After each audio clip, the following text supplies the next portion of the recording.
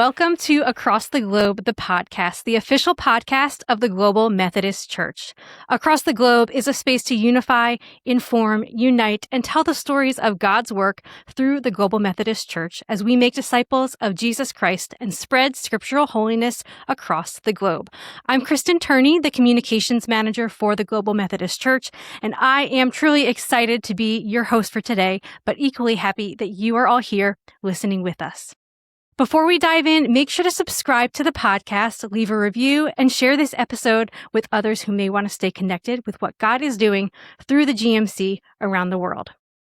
Today, we are joined by Bishop Scott Jones. This is actually Bishop Jones' third appearance on Across the Globe, but we are so happy to have him back to talk about the new series from the Assembly of Bishops, Methodist Roots. So Bishop Jones, thank you so much for being here with us today. My privilege, Kristen. Glad to be with you. Well, to kick us off this morning, I want to give a little bit of context for our listeners. This episode is going to be released in tandem with the new teaching series, Methodist Roots. And as you may or may not know, our bishops, they travel all over the world. And so it's a really special time when they get to come together in person and create these teaching series so that our church can learn and grow. So during their meeting in October, the bishops filmed the Methodist Roots series. And this series is particularly special because they didn't just film the lessons. We actually trekked to different historic sites throughout the United Kingdom. And we captured footage along the way so that you can experience these places yourself. It's not just some of the fancy tourist attractions, but these are really sacred Wesleyan and Methodist sites, places that John and Charles Wesley stepped foot, where, folks left for America so that others would know the gospel. And I had the privilege of producing the series, and I really thought I was just going to keep us on the filming schedule, making sure we got the shots that we needed. But I learned so much on the tour and from you, Bishop Jones. And so I really just can't wait for our church to get a taste of what we got to see. So let's jump in. And can you start us off, Bishop Jones? Why is it important for us as Methodists to understand the roots of the denomination? I am first and foremost a Jesus follower. I believe in the Bible. But for every Christian, we come to faith in Christ and we follow Jesus in light of a particular tradition. We are not the first generation of Christians. And so there are Catholic Christians, there are Baptist Christians. I'm a Wesleyan Christian. That means I read the Bible in a certain way, and I have certain practices where God is at work in my life and the life of my fellow Methodists to follow Jesus in a particular way. Well, understanding those beliefs, understanding those practices is an important part of going deeper in my faith and being more fruitful in my service to Christ. And so knowing those stories is an important part of my own faith development. That's part of what happened to me when I first encountered the writings of John Wesley. As a seminary student, I realized this is what it means to follow Jesus as a Wesleyan Christian. And so my whole ministry since then has been about helping others make that same journey. I love that. So tell us about the process of creating this series. What was it like collaborating with the other bishops to develop these materials for the church?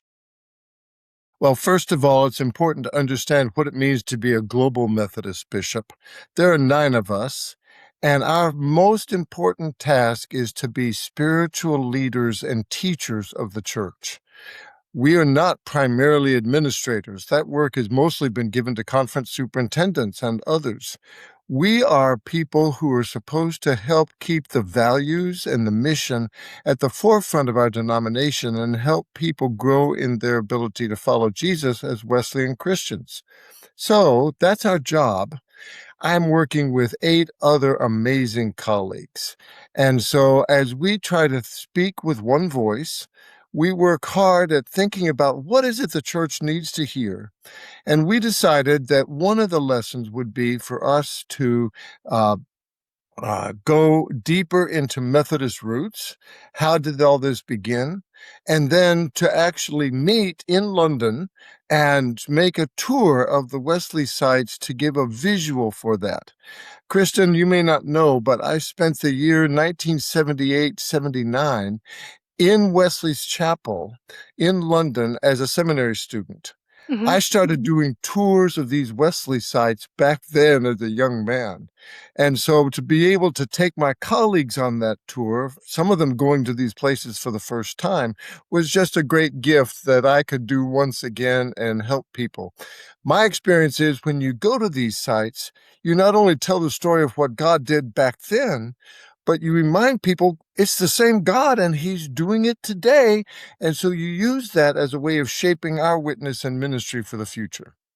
Yeah, and I would say it was a gift for those of us who were on the tour because we were able to learn so much from you. And we had a fantastic tour guide, but I think that you taught her some things that she didn't know as well. It was really special to see, her kind of explain some of these sites. And then we always had the Bishop Jones moment where you taught us something else and helped really connect it to our roles in the Global Methodist Church. And I thought that was just really, really special to be able to marry those two, being able to actually visit these places that are, historic, but giving that just like a fresh wind almost for the movement now, I thought was really special. And so I really appreciated just all of your teaching. So why don't we talk a little bit about the tour? What were some of the Wesleyan sites that we visited? Well, there were a lot of them, and I can go through them one by one, but let's just say that the primary site is Wesley's Chapel on City Road. Um, Wesley began his ministry by forming societies within the Church of England. And the society that he formed in London had its base in a place called the Foundry. The Foundry had been used to recast cannon captured in the war with France, and the building had exploded. And so in 1739, Wesley took the lease, rebuilt the building, and that was his London headquarters. That building no longer exists, but it was in this neighborhood. In 1778, John Wesley built a chapel that was a worship space and had built his own house next door to it. And so to go to that chapel and think about how Wesley did his ministry in London, early morning preaching. He had a medical dispensary. He had a place for class meetings. And to be on that holy site, he's buried in the background, in the backyard of the chapel. And so visiting his grave, they've turned the basement of the chapel into a museum so that you can see a lot of his artifacts, his robe, his 1-gallon Wedgwood teapot. His house has been restored to what it was like in the 1800s. And just as an example, the room where Wesley died is there. It was his bedroom.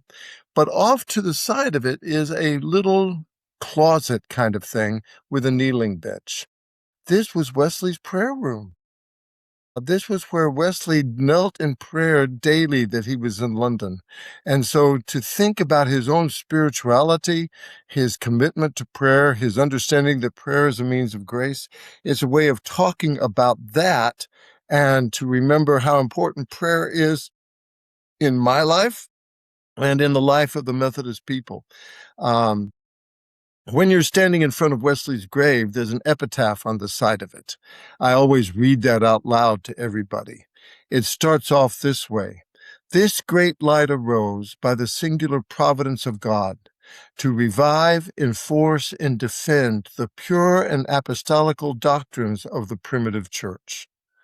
In other words, Wesley was raised up by God to help renew Christianity, going back to the values of the earliest church. And to just think about how his life made such a difference in the history of Christianity by looking at this epitaph written by one of his preachers right after he died and then put on his tomb. It just was an inspirational moment for me. Well, and I think watching that moment was inspirational as well because kind of what you were saying, the leadership of John Wesley was so imperative to the church. But then I think for us, seeing you and the other bishops gathering in that same place and honoring that, it felt very sacred because and just seeing our leaders experience that was very, very special just from the outside looking in. So I loved watching that as well. Are there any other sites that you wanted to talk about? Well, let's go through several others. Right across the street from Wesley's house, and it's interesting, his desk is in the study room there, and the windows look across City Road onto a burial ground called Bun Hill Fields. Bun Hill is short for Bone Hill. It was a burial ground for people who were dissenters, meaning they were not part of the Church of England. They were Presbyterian or Congregationalists. Daniel Defoe is buried there. Robert Blake is buried there. So for some reason, when Susanna Wesley died, John buried her in that cemetery. I don't know why. He probably wanted to keep her bones close to him and the foundry. But nevertheless, his study looks right across onto Susanna's burial ground. Well, that gives us an opportunity for talking about the spiritual leadership of women. She was an amazing woman who was educated at home by her father, who was a dissenting minister, and she was an incredible influence on all of her many children, raising up 3 sons to be ministers of the Church of England. And to talk about Susanna's faith and her spiritual influence on her family, again, that's one of those teaching moments. When Wesley's Chapel was renovated in 1978, some donors decided to refurbish her tombstone. It was painted over and then the letters colored in black so that you can read it today. And we gathered around her grave and honored her there. We also walked around. We had a couple of docents who were willing to teach us about the other graves in the Bun Hill Fields, who represented a particular kind of Christianity in England, and some notable people who were there buried in that graveyard. So again, it's just part of the history of this place. Now, there are some other spots. We went to the New Room in Bristol, which is the oldest Methodist church in the world. Wesley started building this in 1739. I teach people that we talk about Aldersgate as a heartwarming experience that changed John Wesley's life, but also April 1st of 1739, John Wesley very reluctantly started preaching out of doors. He said, "I thought it was a sin to save a soul outside of a church." But his friend George Whitefield was already doing this and took him outside, and he began to preach in a place where people were gathering. The Church of England had quit building new churches. Think about that. We need to be planting new churches. Well, the Church of England had quit. The population around Bristol was growing because of mining operations that were and industrial revolution activity. Well, John Wesley preached out of doors. He claims there were 3,000 people there that day. I frankly don't believe that number. I think that was preacher's count. He was exaggerating his audience. Nevertheless, let's say there were only 1,000 people there that day. That was an amazing step forward, because he had figured out how to carry this gospel that he cared about so deeply to where the people would actually gather and hear him. We went to his place in Bristol called Hannam Mount. That was one of his preaching places. Again, it was an elevated place where he could reach a lot of people. But he needed a meeting space because of inclement weather. And so soon after that outdoor preaching, he began to build the New Room. We call it New Room because in 1739 it was new, and the name has just stuck for 200 and some odd years. The New Room was his Bristol headquarters, where there was room for people to sleep and continue worshiping and class meetings and things like that. So again, remembering evangelism, that you've got to take the gospel to where the people are, was the lesson that we talked about in Bristol. We made a trip to Oxford, and you have to remember that we as Wesleyans believe that education is a high value. That's why we require seminary degree or a pastoral studies program from our preachers. We want them to know something about the Bible, about church history, about theology, about the practice of ministry. Well, John Wesley was an Oxford Don, meaning he was a fellow of Lincoln College, and what he called the first rise of Methodism happened in Oxford. Charles formed a group of students. John later took over leadership of the group. We call it the Holy Club, but that's where the name Methodist was first used because they were so methodical in their faith. Well, we visited Oxford to see what the university was and to pay tribute to the colleges where Wesley was a teacher. Christ Church was the undergraduate college. Lincoln College was the one where he held a fellowship. And so going to Oxford was, again, we talk about the value of education in Methodism. Oxford symbolized that for us. Well, and I will say, I think that was one of my favorite stops. It was so beautiful, but then also there were just those little pieces of Wesley throughout. So I know there was in the dining hall, there's a portrait of him hanging up, and then also there is a stone that has an inscription on it honoring both Charles Wesley and John Wesley when you're actually in the church. So it was neat to be able to take a look at those spots. And I know that if you're listening right now, you're probably thinking, this all sounds beautiful. I wish I could have seen it. And that really is the joy of this particular teaching series is you will get to see it. We have some videos that are going to be released along with this series that feature a lot of these different spots. We have some really beautiful photography as well because we couldn't go without bringing the rest of you with us. So you'll be able to, we'll share a little bit more later in the episode about how you can see those resources. Okay, so I shared that Oxford was one of my favorite spots on the tour, and I wanted to ask you, what was one of your favorite stops? Okay, I have to confess that I had never been all the way through Charles Wesley's house before in Bristol. Charles Wesley had a happy marriage with children and lived in a home in Bristol, and we were able to tour the house. Well, we went to the music room with the piano and sang a hymn together as a group and prayed. And that was really one of the most powerful spiritual moments. For me, it was new and different because all the tours that I had led went to the new room, but not to the house. This was a way of remembering Charles Wesley and his musical heritage. My personal faith is formed by singing Charles Wesley hymns.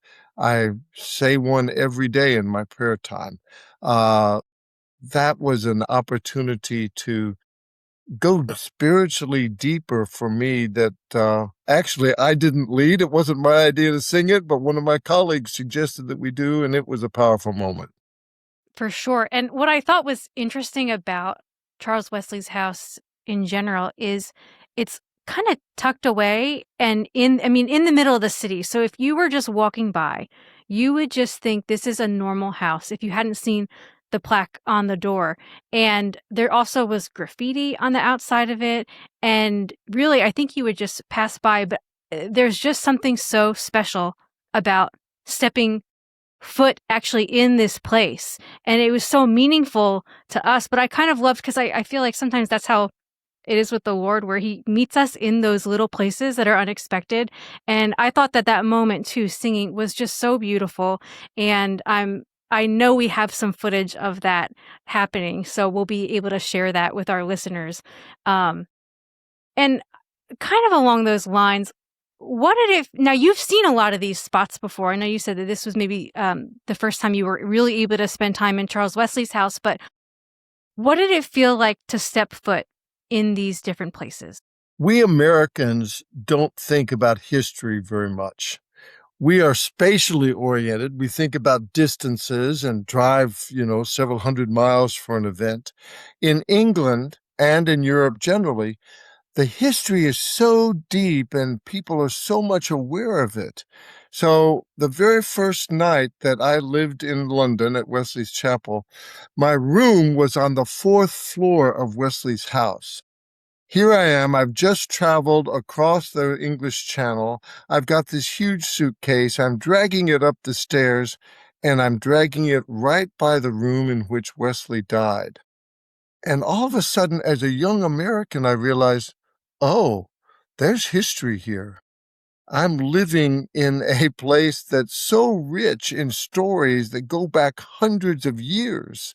Uh, you know, it deepens one's faith to know God's been at work in this place, in these rooms, and just goes back a long ways. And so that's what I think happens to Americans who tour England, is they realize, oh, wait a minute, there's more to this Christian story than I'm usually aware of. Yeah, and I thought, throughout the tour, the whole group really took time to pray in these different spots. I think about the Pill sailing site where there's a monument where we Oh, haven't talked about that one yet, but it's where Coke and Asbury left to sail for America, correct? Um, and we took time to just pray there and give thanks for those that came before us. And to be able to do that in so many places, I like what you're talking about with just really being appreciative of the history and taking what we can learn from others and applying it now. It's really neat, and was really neat to experience. Now I know you know so much about all of these different spaces that we took a look at, but I wanted to know, was there something that you learned by visiting the sites this go around? something I learned. But I wouldn't be surprised if you already know it all, because you shared a lot of great information with us. I have spent a lot of years studying this stuff. I think it wasn't a matter of me learning as much as it was being impacted spiritually, uh, thinking about my ministry and my life, how God is using me to reach people. For example, I think the Hannah Mount experience was a way of remembering what it was like to carry the gospel to where people actually are. And we bishops talked about the use of social media. Here I am doing a podcast to reach people through the internet. That's the 21st century equivalent of Hannah Mount. Uh, and if there's any gift I have, I'm not the world's best Wesley scholar. I'm in the group, but I'm not at the top. But if there is a gift I have spent years and years and years with adequate, accurate information about the past and connecting it to ministry opportunities in the present. And so that's part of what happened to me on this tour, was being once again inspired by what I know about how God acted in the lives of Methodist people back 250 years ago. Yeah, well, I can't wait for everybody listening to be able to experience this whole series, take in the beautiful sights, and share a lot of the same appreciation that, you have, and now I have the privilege to have as well. So, before we end today, I want to just tell our listeners a little bit about where they can find the series, how they can get involved. So, with this series, there's one video that features several of our bishops. We actually have another series, The World is Our Parish, which you can go back and watch right now. It features some of these sites as well. You'll see it in some of the footage in the teaching. But this one, we feature a little bit more, more information about each site so that you can learn about them as well. So there's a video, there's a study guide that will accompany the video, and you can do that for your own personal devotional time. You can also do that with your small group or members of your church. It's a great way to join in community and really connect back to our roots. So that will be available on globalmethodist.org. And if you aren't subscribed to Across the Globe, the newsletter, this is our plug for you to do that, because if you're on that mailing list, you will get an email once a week with the content for that for each week's lesson. So I encourage you to sign up. You can do that over on globalmethodist.org. So with that, I want to just thank you again, Bishop Jones, so much for joining us, for sharing your wisdom and your time, and just thank you for your leadership. It was great having you on again today. But before we end, we always ask a question about the local church because it is about our local church. But I know you've been on the show a few times. And so since you've joined us before, I want to tweak this question a little bit. I know you've been busy with travel and with the different annual conferences gathering this summer, but I want to know, how are you seeing the Lord at work in some of our annual conferences? I'm watching local churches reach out. We've been through a season where people left another denomination and joined us. That was important, but it's also coming to an end. I think it's now time for us to reach out and offer the gospel to our neighbors, friends, and relatives who aren't part of a church or aren't believers yet. We need to empower our lay people to do evangelism. That also means planting new churches. And so what I'm watching is churches who are taking the evangelistic task seriously and who are in the business of planting new congregations to gather new people into Christian faith communities. That's been an exciting thing to hear stories about how God is working through GMC churches to reach the unchurched. I'm ready for that to happen even more. Amazing. Well, thank you again, Bishop Jones, for joining us on today's episode of Across the Globe, the podcast. And thank you all for listening. Be sure to subscribe, leave a review, and share this episode as we continue telling the stories of God's work through the Global Methodist Church around the world. You can find Across the Globe, the podcast, on Spotify, Apple Podcasts, Amazon Music, YouTube, and wherever you listen to podcasts. And tune in next time for more stories of how God is moving through the Global Methodist Church as we worship passionately, love extravagantly, and witness boldly. See you next time.